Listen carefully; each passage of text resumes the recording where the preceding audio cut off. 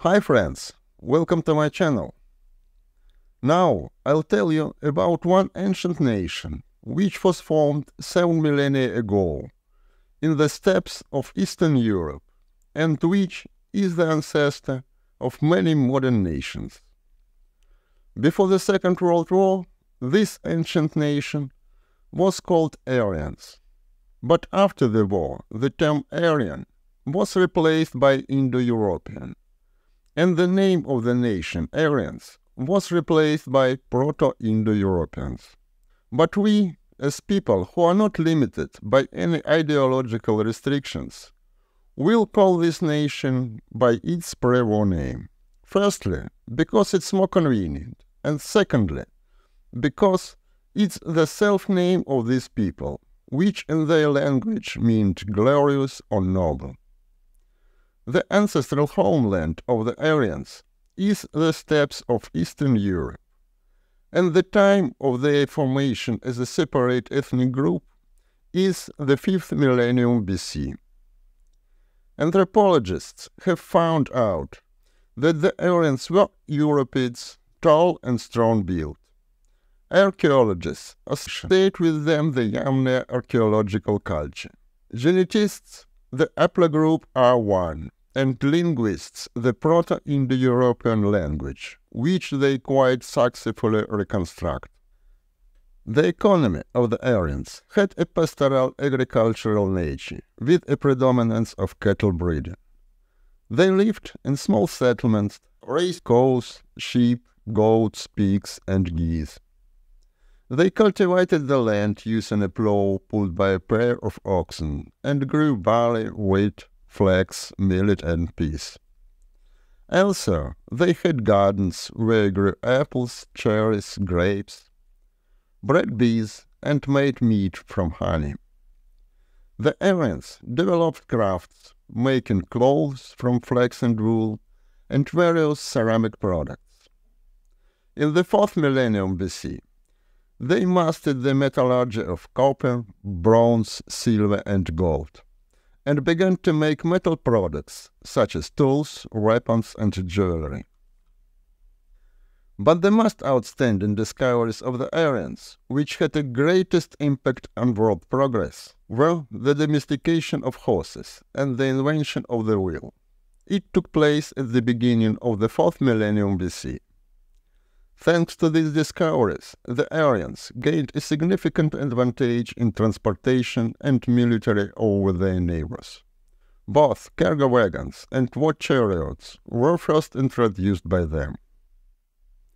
Pastoralism played a major role in shaping the social system of the Aryans. The pastoral economy was very productive.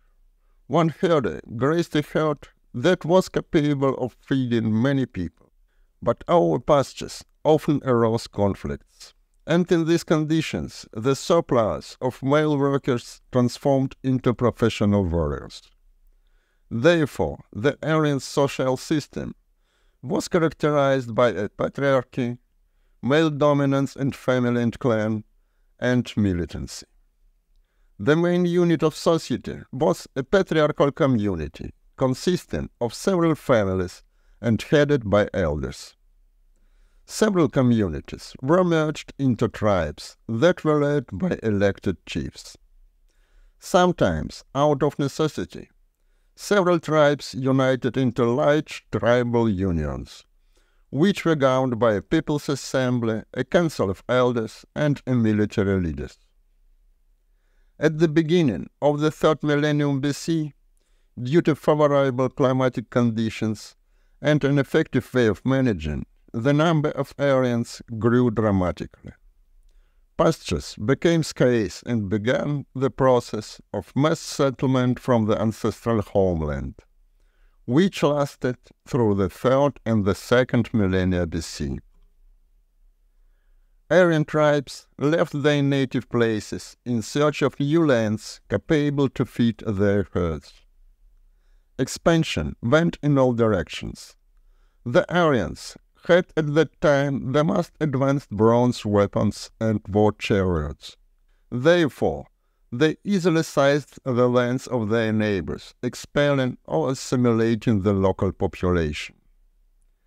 In the north, they settled territories up to Polessia and Oka River. Further north began dense forests, in which the Aryans cattle breeders were not interested. As well as dense forests, absolutely wasn't interesting for the Aryans mountainous Caucasus, inhabited then by the ancestors of modern Caucasian peoples. There is no evidence that the Aryans tried to settle there, although they have been passing through it many times.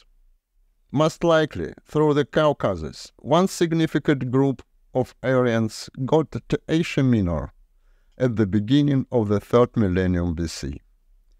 Over the centuries, they formed a people known as Hittites. In the 2nd millennium BC, the Hittites formed their kingdom, which existed until the Bronze Age collapse, when it was destroyed by the Sea Peoples. The descendants of the Hittites were the Lydians and Lycians. They inhabited Asia Minor in the 1st millennium BC, and then were assimilated by neighboring peoples. With their disappearance, the Anatolian branch of the Indo-Europeans ended.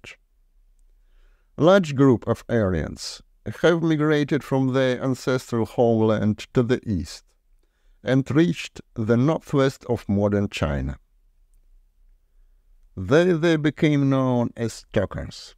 The lands occupied by the Tokars were very extensive, from the northwestern China to southwestern Mongolia and the Tarim River basin. They brought to these places the latest achievements of technological progress, war chariots and original bronze foundry production, which spread from them throughout China. The Tokars established city-states, engaged in agriculture and commerce, and dominated a big portion of the Silk Road. In the 8th century AD, they were assimilated by the surrounding peoples, and the Tocharian branch of Indo-Europeans was interrupted. In the 2nd millennium BC, the Aryans from the Central Asia have penetrated to northwestern India and the Iranian highlands, where they became known as Persians and Medes. There they have found many different states, and their descendants are now the main population of Iran, Afghanistan, Pakistan, and northwestern India. No less than to the east, there was a stream of settlers moving to the west. During the 3rd and 2nd millennia BC, Aryans populated almost all of Europe, displacing the Paleo-European population. One part of the Paleo-Europeans was moved to the north of modern Germany and Scandinavia, where they greatly mingled with the Aryans and gave birth to the Germanic tribes. The second part was moved to the Balkans, where it was assimilated by the Aryans and became part of such ethnic group as Greeks, Thracians, Macedonians, Illyrians, and modern Southern Slavs. The Aryans, who inhabited Western Europe up to the Atlantic, are now called Celts. For many centuries, these tribes dominated Western Europe due to their warlike nature. Then their luck turned against them. At the beginning of our era, they were conquered by Rome and by the Germans, and were partially Romanized and partially Germanized.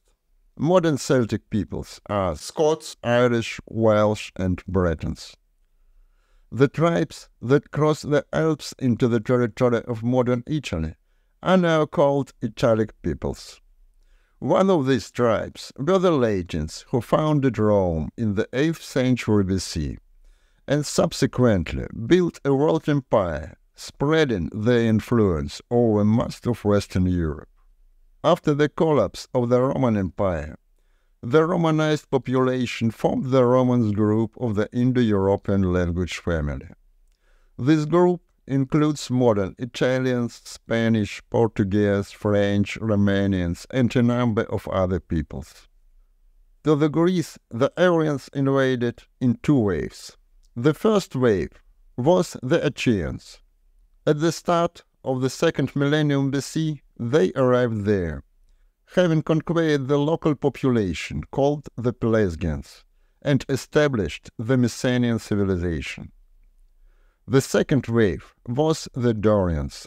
They invaded Greece at the start of the 12th century BC.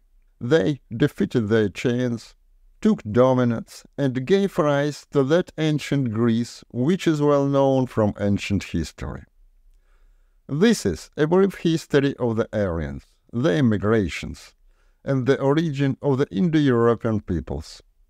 The Aryan descendants are currently the most widespread language family in the world.